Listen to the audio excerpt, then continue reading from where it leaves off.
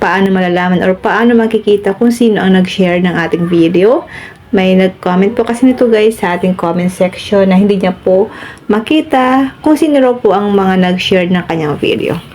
Open lang natin ang Facebook account natin. Click natin ang profile. Click profile. Scroll down natin.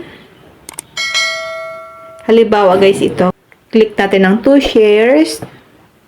Ang makikita nyo po dito kung sino lang po ang mga nag-like ng ating video. So, hindi po natin nakita kung sino po ang nag-share ng ating video. Open lang natin ang Chrome browser.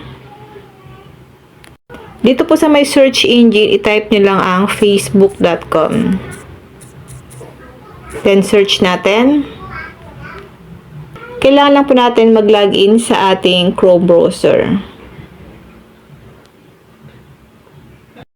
Kailangan pala guys naka-desktop site yung mga Facebook account nyo. Click nyo lang po yung 3 dots, then hanapin nyo po ang desktop site. Click na po natin ang profile natin, then click nyo po ang profile natin na may pangalan sa tabi. Pasensya na kayo guys, may na yung signal ko. Wait lang natin siya. Then, scroll down natin. Hanap lang tayo dito guys ng video na may nag-share. Halimbawa ito.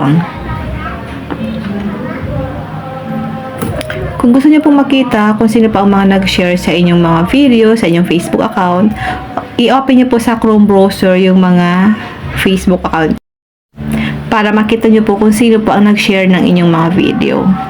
Hanap lang tayo dito guys ng video na may nag-share. Masyadong mahina guys yung signal ko kaya po ganito. Mahina siya mag-loading. Ayan, wait lang natin. Hanap lang tayo dito ng video na may nag-share. Halimbawa guys, ito may nag-share ng 3 shares. Click nyo po ang 3 shares.